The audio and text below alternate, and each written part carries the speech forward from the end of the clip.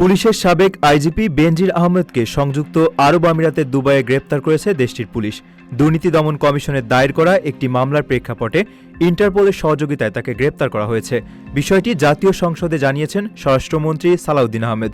রোববার বিকেলে সংসদ অধিবেশনের শুরুতেই ৩০০ বিধিতে দেওয়া বক্তব্যে স্বরাষ্ট্রমন্ত্রী এই তথ্য জানান। স্বরাষ্ট্রমন্ত্রী সংসদকে জানান, গত ১২ জুন সংযুক্ত আরব আমিরাত সরকারের পক্ষ থেকে একটি ইমেইলের মাধ্যমে বাংলাদেশ সরকারকে জানানো হয়েছে যে দুর্নীতির মামলায় বেনজির আহমেদকে গ্রেপ্তার করা হয়েছে। তবে তাকে কোন মামলার ভিত্তিতে গ্রেপ্তার করা হয়েছে, পরবর্তী আইনি প্রক্রিয়া কী হবে, এসব বিষয়ে তাৎক্ষণিকভাবে বিস্তারিত জানা যায়নি। বেনজির আহমেদ ২০২০ সালের ১৫ এপ্রিল থেকে ২০২২ সালের ৩০ সেপ্টেম্বর পর্যন্ত আইজিপি ছিলেন। এর আগে তিনি ঢাকা মহানগর পুলিশের কমিশনার এবং র্যাবের মহাপরিচালক হিসেবেও দায়িত্ব পালন করেন। মানবাধিকার লঙ্ঘনের অভিযোগে ২০২১ সালের ডিসেম্বরে র্যাবের ৭ কর্মকর্তার উপর নিষেধাজ্ঞা দেয় যুক্তরাষ্ট্র।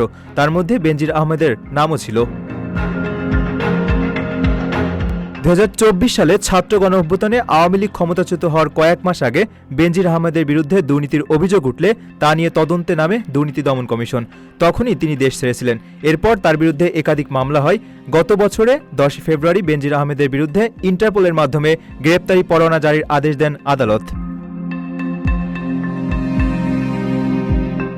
প্রবাসীর সিটিতে চলছে বহুল আলোচিত ফ্রি ফ্ল্যাট অফার, অর্থাৎ আপনি যে টাকা দিয়ে এখন ফ্ল্যাট কিনবেন, ৫ বছর পর সেই সম্পূর্ণ টাকা ফেরত পাবেন, আর সেই সাথে পাচ্ছেন একটি ফ্ল্যাট একদম ফ্রি।